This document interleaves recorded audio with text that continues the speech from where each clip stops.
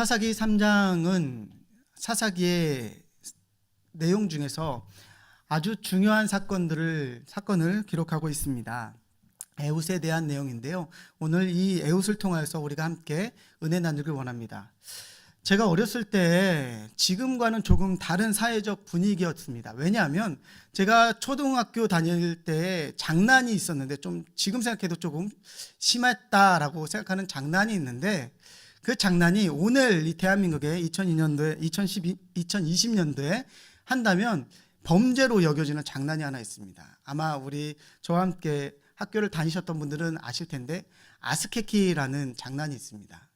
초등학교 때 여학생들의 치마를 들추는 장난이었는데, 그때 당시에는 그것을 선생님들도 그렇고 많은 사람들이 그냥 아이들이 하는 장난 정도로 훈계하고 야단칠 정도로 그렇게 여겼던 장난이었습니다. 그런데 이 아스케키를 2020년에 한다면 학부기가 열리고 이것은 성범죄로 간주되며 아주 정말 몹쓸 그런 사람이 되는 것이 오늘날입니다. 같은 장난인데 1900년도에는 조금 달랐고 왜 2000년도에는 이렇게 다를까요? 그것은 사회가 공감하고 있는 감정과 그리고 생각이 지금 바뀌었다라는 것을 전제로 하고 있기 때문입니다. 한 시대가, 한 세대가 한 가지의 감정을 공감하고 그것에 대해서 모두 동의한다면 그 세대가 살고 있는 그 시기를 현재라고 말을 합니다. 그러니까 예전 현재 때는 그 아스케키라는 장난이 장난으로 여겨졌지만, 오늘 우리가 살고 있는 대한민국의 현재에서는 그런 장난하면 아주 커다란 일이 일어나는 그런 장난, 이제는 장난이 아니라 범죄로 여겨지는 그런 세대가 되었다라는 것입니다. 그렇다면 오늘 저와 여러분들이 예배하고 있는 이 시간, 2020년의 10월은 어떠한 현재 생활을 살고 있을까요? 우리가 살고 있는 지금 이 순간은 어떠한 현재를 우리가 맞아들이고 있는지 우리가 함께 공감하고 그리고 우리가 함께 동의하는 것을 몇 가지를 추려볼 수 있겠습니다. 첫 번째는 코로나19로 인해서 피폐해진 경제를 우리가 생각할 수 있겠습니다. 경제로 인해서 지금 많은 사람들이 고통받고 있고, 그리고 이 코로나19가 언제 종식될까 그것을 확정하지 못하는 이 시기에는 정말 경제로 인해서 고통받는 고통이 더욱더 가중될 뿐입니다. 그리고 두 번째는 언택트라는 시대로 조금 이제는 거리를 두는 그것이 미덕인 사회가 오늘날의 대한민국입니다. 예전처럼 손을 맞잡고 인사하는 것이 일반적이고 그것이 공감되는 사회였다면, 오늘은 멀리 서서 눈으로 인사하거나 주먹을 쥔 채로 가볍게 부딪히는 것이 미덕인 사회가 되었습니다. 그런데 이 언택트가 가져온 한 가지 문제가 있는데요. 그것은 바로 인간성과 공동체성이 상실되어져 가고 있다는 것입니다. 언택트, 사회적 거리두기, 이 거리는 사람과 사람과의 거리 또한 두게 하였고, 내가 먹고 입고 보는 것을 당신이 관여하지 말 것을 정중히 요청하는 그런 사회가 되었습니다. 이제는 누구에게 가까이 하고 함께 할 것을 권유하는 것 자체가 미덕이 아니라 흠이 되어지는 사회가 오늘날이라는 것입니다. 생각해 본다면 작년과 너무나 다른 현재가 오늘날의 현재라는 것입니다. 그런데 이러한 언택트에 그리고 경제적으로 어려웠던 이 사회가 오늘 우리가 살고 있는 오늘 이 현재만 있었냐라고 본다면 결코 그렇지 않다라는 것을 오늘 사사기는 보여주고 있습니다. 사사기도 우리와 동일한 시대를 살아갔던 그런 시대였음을 사사기는 우리들에게 말해주고 있는데요. 그 내용들을 우리가 조금씩 보면서 어떻게 사사기의 시대가 오늘날 우리가 살고 있는 이 코로나19와 언택트의 시대와 비슷한 사회 구조와 그런 사회 공감대를 가지고 있는지 우리가 좀 알아보도록 하겠습니다. 먼저 우리가 읽었던 본문 14절을 보도록 하겠습니다. 본문 14절인데요. 본문 14절 함께 보도록 하겠습니다. 이에 이스라엘 자손이 모압 왕 에그론을 18해 동안 섬기니라 라고 이야기하고 있습니다. 이 18해, 18년이라는 시간을 우리가 그래 좀 긴 시간이라고 생각해 본다면 길다라고 볼 수 있겠지만, 한 세대가 30년이라는 것을 가정해 보았을 때, 그러니까 한 세대의 반 이상을 지금 모압 왕 에그론에게 공물을 바치는 그런 상황으로 이 삶이 유지되어져 왔다라고 성경은 사사기서는 이야기하고 있습니다. 내가 먹고 누릴 만한 그런 곡물이 충분하지 않았음에도 불구하고 오늘 모압 왕 에그론을 섬기기 위해서 그들은 날마다 자신의 삶의 일부를 따로 떼어서 준비해야 했을 것이고 가장 좋은 것은 모압 왕에게 바쳐야 하는 그런 삶을 살았다는 것입니다. 이것이 1, 2년으로 끝난 것이 아니라 18년 동안 아주 길게 지금 진행되어 왔다는 것입니다. 그러므로 이스라엘의 경제 사정은 그렇게 좋지 않았을 것으로 우리는 유추해 볼 수 있고, 우리가 코로나19가 길어지면 길어질수록 경제 생활이 어려워지는 것을 경험한 것처럼 이스라엘은 매년 지나면 지날수록 높아지는 세율과 곡물의 종류가 바뀌었을 것으로 우리가 예상할 수 있기 때문에 그의 삶은 어려웠을 것이다 라고, 우리와 비슷했을 것이다 라고 미뤄볼 수 있다는 것입니다. 그러면 두 번째입니다. 우리 본문에는 없는데요, 사사기 17장 6절 말씀입니다. 이 말씀은 사사기의 주제의 말씀이기도 한데요, 함께 읽어보도록 하겠습니다. 그때에는 이스라엘에 왕이 없었으므로 사람마다 자기 소견에 옳은 대로 행하였더라. 왕이 없었다라는 것은 90년이 없었다라는 말과 동시에 자기의 주장이 강력하게 관철되어졌다라는 것을 말해주는 그런 사회였다는 것입니다. 자기 소견대로 이루었더라. 다시 말해서 자기가 정의이고 자기가 중심인 삶, 다시 말해 저 사람과 나의 삶이 다르면 그 서로의 정의를 인정해 주면서 그것을 거리를 두고 살아가는 삶. 그런데 이 삶이 지금 왜 문제가 되느냐? 이 사사기서가 기록됐던 총 기록 연대와 이 사사기에 등장했던 사사들의 총수의 그 일생을 더해보면 그 사사의 일생이 이 사사기의 기록보다 훨씬 넘어섬을 알 수 있다는 것입니다. 다시 말해서 사사들의 등장을 일렬로 쭉 세운다면 사사기가 기록됐던 기록의 그 연수보다 훨씬 넘어선다는 것입니다. 그러면 이것을 어떻게 우리가 이해할 수 있느냐? 이 한정된 시간에 각각의 그 도시마다 다발적으로 사사들이 일어났다라고 우리가 볼 수 있고, 성경을 공부하는 신학자들은 그것이 맞다라고 인정해주고 있습니다. 다시 말해서 각 지파마다 사사들이 따로 지금 일어나고 있고, 오늘 베냐민 지파에서는 에훗이라는 사람이 이 사사로서 등장하고 있다는 것이죠. 이것이 무엇을 말하는 것입니까? 각 지파마다도 서로 관심이 없어서 이 지파를 관리하는 사사들이 따로 일어날 수밖에 없는 상황이었다. 12지파 그 조그만한 나라도 지금 찢어져서 살아가고 있었다. 언택트하고 있었다. 서로에게 거리를 두고 있었다. 그리고 서로에게 관심을 두지 않고 공동체성이 무너지고 있었다라고 사사기서는 이야기하고 있는 것입니다. 그렇기 때문에 이 사사기서는 오늘날 이 언택트 시대에, 특별히 코로나19로 인해서 고난 가운데 살아가고 있는, 고통 가운데 살아가고 있는 우리들에게 주는 메시지가 클 줄로 믿습니다. 그렇다면 이 언택트, 이 오늘 같은 이 세대에 하나님은 어떠한 사람을 통하여 하나님의 역사를 이루어 나가는지 그 사람을 따라가도록 하겠습니다. 그 사람의 이름은 바로 사사 에훗입니다. 에훗의 등장은 하나님 앞에 부르짖는 이스라엘의 기도에서부터 시작되어집니다.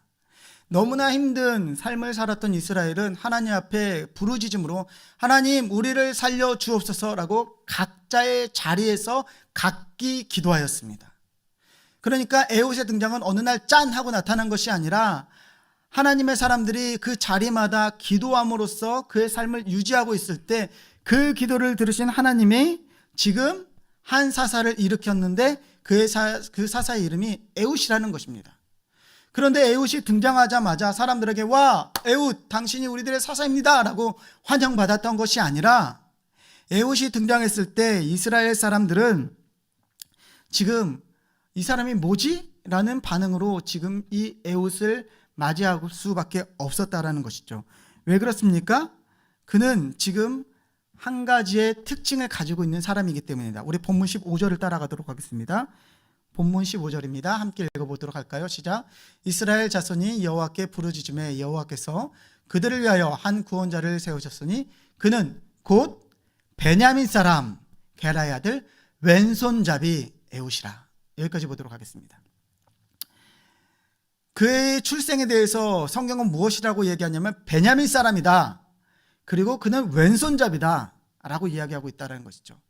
그렇다면 왜 베냐민 사람과 이 왼손잡이를 지금 강조하고 있을까요? 베냐민은 바로 모든 지파 중에 가장 소수의 지파입니다. 가장 작은 지파입니다. 그렇기 때문에 이 어떠한 이스라엘을 대표할 만큼의 그런 지지를 받고 있는 그런 지파가 아니었다는 것이죠. 그런 지파에서 한 사람이 나왔는데 이 사람의 정체성이 그들의 지파의 정체성을 대변하지 못하는 것 또한 하나의 흠이 되는 것이었습니다. 그것은 바로 베냐민이라는 그 지파의 이름 때문인데요. 베냐민은 원래 이름은 베논이었습니다. 베논이 슬픔의 아들. 그런데 이 슬픔의 아들이라는 이름을 야곱이 오른손의 아들이라는 이름으로 바꾸었죠. 베냐민입니다. 그래서 이 오른손의 아들인데 지금 사사기는 이 오른손의 아들이 아니라 이 사람을 에웃을 뭐라고 이야기하고 있냐면 왼손잡이다라고 이야기하고 있다는 것이죠. 다시 말해 그 베냐민 지파의 정체성을 대표하지도 못하는 이 왼손잡이였다는 것입니다. 그런데 이 왼손잡이라는 표현이 원어적으로 보았을 때 바로 오른손에 장애가 있다, 오른손이 어려운 사람이다라는 그런 단어로 또 쓰여져 있다는 것입니다. 에웃은 지지를 받지 못하는 사람이었습니다. 약함이 아주 강한 사람이었죠. 왜냐하면 그는 가장 작은 지파에서 대표로 나왔는데, 그런데 그는 그 오른손의 지파에서 왼손잡이로 나왔고, 그리고 오른손이 장애가 있는 장애인으로 지금 대표로 나왔고 하나님이 그를 불렀다는 것입니다. 이런 사람이 하나님을 쓰실 수 있을까요? 그 수많은 이스라엘 땅에서 하나님이 쓰실 사람이 없어서 이 에웃을 쓰셨을까요? 저는 만약에 외형적으로 보았다 한다면 에웃보다 더 훌륭한 사람들이 많았을 것이라고 생각합니다. 그러나 에웃의 삶 가운데 녹아져 있는 그 무엇 때문에 하나님은 지금 에웃을 사용하셨고, 이 에웃이 이스라엘의 사사로서 부름을 받을 수 있었다는 것입니다. 다시 말해 약함이 지금 그에게 마이너스로 작용한 것이 아니라 이 약함이 강함으로 작용되었기 때문에 하나님이 에웃을 쓰실 수밖에 없는 상황이 됐다는 것입니다. 사랑하는 예배자 여러분, 여러분들의 삶의 모양이 어떠한 거에 상관없습니다. 여러분들의 집의 모양이, 여러분들의 경제적인 상황이, 여러분들의 학식의 수준이, 여러분들의 신체적인 그 건강의 문제가 어떠한 건 상관없습니다. 하나님은 에웃 같은 사람을 사용하신다는 것을 기억한다면 오늘날 하나님이 찾으시는 그 예배자, 하나님이 찾으시는 그 한 사람이 여러분들이 되실 수 있다는 것입니다. 그렇다면 오늘 에웃은 어떻게 달랐기에 하나님이 에웃을 사용하셨을까요? 첫 번째는 우리 16절, 본문 16절을 통해서 에웃을 알아볼 수 있는데요. 우리 16절 함께 읽어보도록 하겠습니다. 함께 읽겠습니다. 에웃의 길이가 한 규빗 되어지는 좌우에 날선 칼을 만들어. 여기까지 보도록 하겠습니다. 에웃은 이 모압 왕 에그론을 죽이는 이 계획 가운데서 칼을 사거나 칼을 누구에게 구하지 않습니다. 약 50cm 되는 칼을 만들었다라고 이야기하고 있습니다. 만들었다라는 이 과정을 지금 담고 있는 이 한 구절은 이 에웃이 이 모든 과정을 준비하기까지 얼마나 많은 시간과 노력이 있었는지를 보여주는 아주 중요한 단어가 되는 것입니다. 오른손에 장애가 있는 사람이 쇠를 담금질하고 쇠를 녹이고 망치로 두들기고 그리고 그 칼의 모양을 잡고 그 칼을 가는 시간, 일반인보다 배는 걸렸어도 걸렸을 것입니다. 그런데 이 시간을 에웃은 날마다 준비하였고, 날마다 준비하면서 이 에그론을 죽일 계획 또한 세웠다는 것입니다. 하나님이 에웃을 지금 부르신 이유는 그는 지금 준비되어진 사람이었기 때문이라는 것이죠. 우리가 이것을 반드시 기억할 필요가 있습니다. 성경은 준비되지 않은 사람을 쓴 역사가 없습니다. 골리앗 앞에 선 다윗이 그러했고, 아하수에로 왕 앞에 섰던 에스더가 그러했고요, 120년 동안 배를 만들었던 노아가 그러했으며, 로마의 핍박 앞에 섰던 바울이 그러했습니다. 하나님은 삶에서 준비된 삶을, 사람의 삶을 사용하십니다. 그렇다면 우리는 어떻게 준비될 수 있을까요? 오늘 에훗은 어떠한 방식으로 삶을 준비하였을까요? 우리가 먼저 기억할 것은 에훗은 날마다 준비했다는 것입니다. 어느 한 시간을 딱 정해놓고 준비한 것이 아니라 날마다 쇠를 모으고 녹이고 치고 그리고 틀을 만들고 가는 작업, 좌우엔 날성검이 날카로워지는 시간까지 준비했다는 것입니다.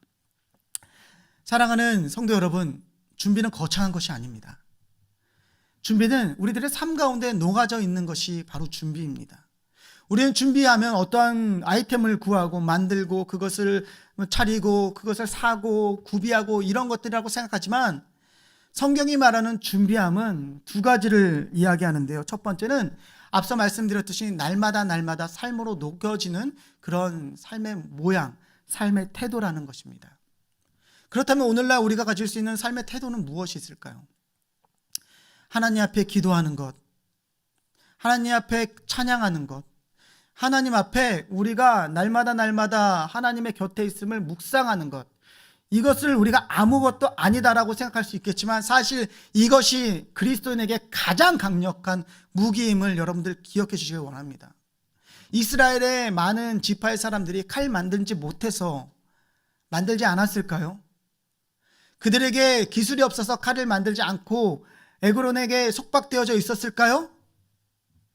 그들도 할 수 있었습니다. 하지만 그들은 하지 않았을 뿐입니다.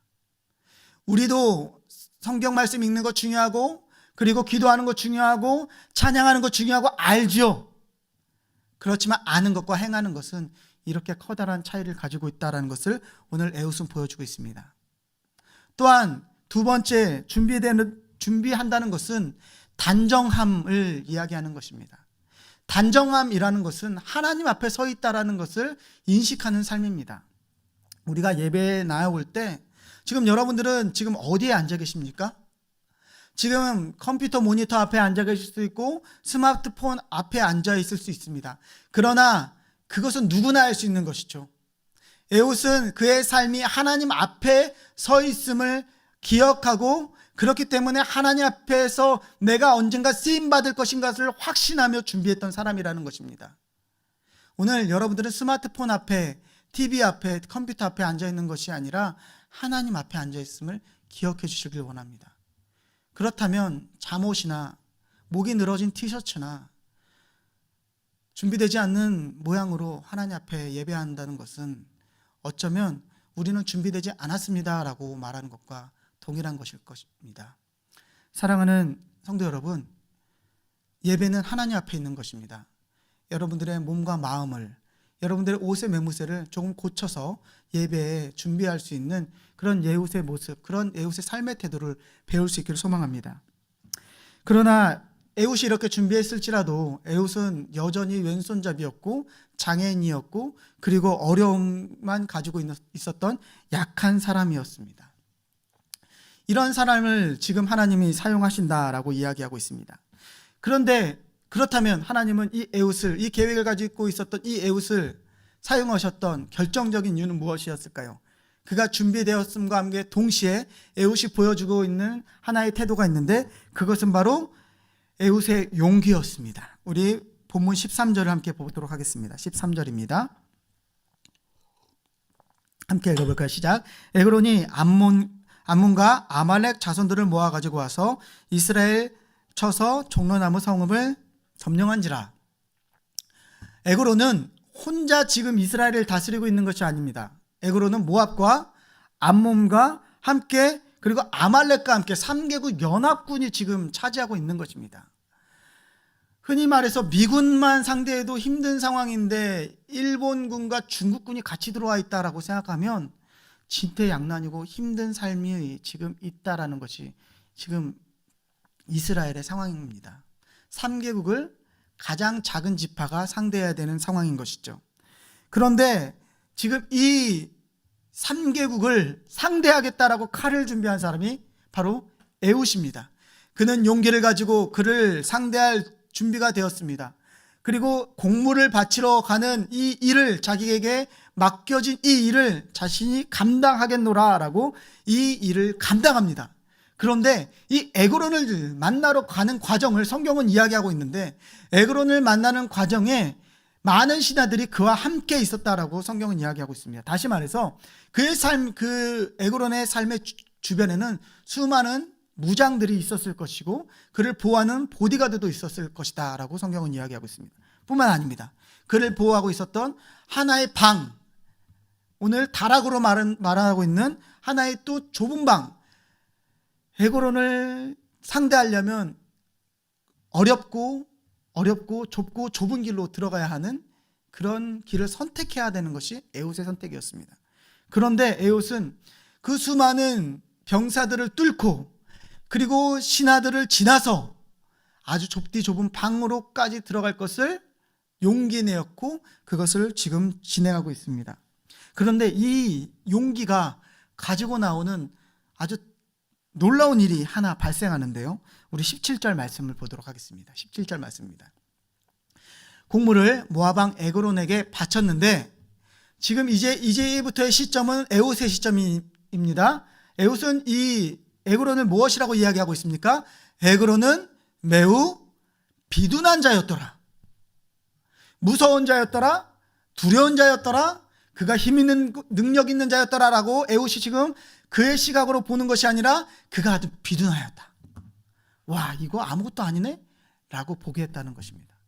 주변의 환경을 본 것이 아니라 지금 하나님이 주신 시각으로, 비전으로 지금 문제를, 이 공포를 맞이했을 때 와, 이거 아무것도 아니네 라고 보는 그런 모습이 에웃의 시각 안에 있습니다. 그렇기 때문에 하나님은 이런 에웃을 사용하실 수 있었다는 것입니다. 우리들의 삶에 공포가 있습니다. 경제적인 공포도 있고 그리고 건강에서 오는 공포도 있습니다. 학업에서 오는 공포도 있고 취업이 안 돼서 오는 공포도 있습니다. 여러 가지 공포가 오늘날 코로나19를 경험하는 우리들의 삶 가운데 너무나 크고 물밀듯이 밀어 닥치고 있습니다. 그리고 그 가운데서 우리는 나같이 능력 없고 스펙도 안 좋고 건강도 안 좋은 사람이 뭘 해? 라고 아마 현재 상황 가운데서 그냥 현재를 살아가고 있을 것입니다. 그러나 사랑하는 예배자 여러분, 여러분들의 눈을 들어서 믿음의 눈으로 이 공포의 문제, 이 어려움의 문제를 바라볼 수 있다면 오늘 에그론이 비둔한 자로 보였던 에웃의 눈동자처럼 하나님의 여러분들의 눈을 바꿔줄 줄 믿습니다. 공포는 아무것도 아닙니다. 우리들의 삶을 어떻게 할 수 있는 능력도 없습니다. 우리들의 삶의 주관자는 하나님이시고 우리들의 길을 이끄시는 분은 하나님이시며 홍해를 가르시는 분이 하나님이심을 믿는다면 우리는 에웃처럼 하나님 앞에 사용되어질 수 있을 것입니다. 마지막으로 에웃을 하나님이 사용하셨던 이유는 에웃은 공동체를 사랑하였던 사람이었기 때문입니다. 에웃을 공동체가 에웃에게 한 가지를 부탁합니다. 그것은 무엇이냐면 에그론에게 바칠 곡물을 그가 운송해 줄 것을 요청합니다. 그의 계획 가운데 운송해서 들어가서 그를 죽일 거라는 계획도 있었겠지만 지금 에웃을 통하여서 이스라엘은 곡물을 자신들이 아니라 이 에그론에게 에웃이 바쳐주기를 원했다는 것이죠. 그렇다면 이 이야기가 지금 무엇을 의미하는지 우리가 분명히 알아야 합니다. 단지 택배처럼 이것을 갖다 주고 오는 문제가 아니라 지금 이 곡물을 가지고 가는 사람은 이 곡물의 품질을 자신의 목숨과 바꿀 수 있어야 하고, 혹시 이 곡물의 수요가 그 요구했던 부분보다 부족한다면 목숨을 내놓고 돌아오지 못하는 그런 일을 하는 사람이 이 곡물을 가지고 가는 사람이었다는 것입니다. 다시 말해 곡물의 품질, 곡물의 양, 이것과 자신의 목숨을 바꿔야 되는 사람이 바로 이 사람입니다.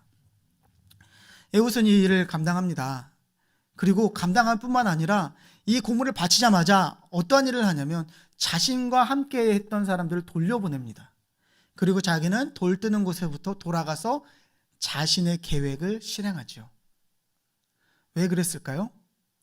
바로 에웃은 자신과 함께하는 이 동료들, 자신의 주변에 있는 이 지파의 사람들, 자신에게 부탁해오는 공동체를 너무나 사랑했던 사람이었기 때문이라는 것입니다.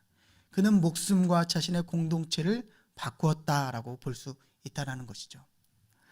사랑하는 성도 여러분, 오늘 예배 자리에서, 가정에서, 사업장에서, 처소에서, 여러 군데에서 예배하고 있는 예배자 여러분, 언택트의 시대에 서로에게 관심이 없는 세대에 공동체에게 관심 있는 사람, 그 사람을 하나님이 지금 보고 계십니다. 부르고 계십니다. 그를 통하여 하나님의 역사를 이루길 원하고 계십니다. 에웃을 바라봤을 때 많은 사람들은 그가 어떻게 구원자가 될 수 있냐라고 반응하였습니다.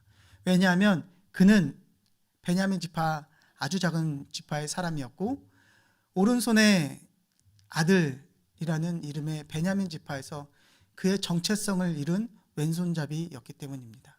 뿐만 아니라 오른손에 장애를 가지고 있었던 사람이었기 때문입니다. 그런데 에웃은 모든 공동체를 위해서 왼손잡이가 되기를 원했습니다. 그리고 그 약점을 가지고 그 이스라엘을 자유케 하였고 결국 이스라엘은 80년이라는 그런 평화를 얻게 되었습니다. 하나님의 시작은 그렇게 시작됩니다. 여러분들의 삶을 통하여 준비되어지는 그 준비된 삶, 그리고 공포를 용기로 바꾸어 바라볼 수 있는 그 삶, 그리고 무엇보다도 공동체를 사랑하는 그 마음, 하나님은 그것을 사용하시길 원합니다. 여러분들의 삶의 환경, 여러분들의 지혜의 수준, 여러분들의 건강의 어떠함, 그것이 아님을 기억하고 오늘 하나님의 사람으로 그렇게 쓰임받기를 준비되어지고 하나님 부르실 때 하나님 제가 여기 있습니다 라고 달려나갈 수 있는 저와 여러분들 되시길 예수님의 이름으로 축원합니다.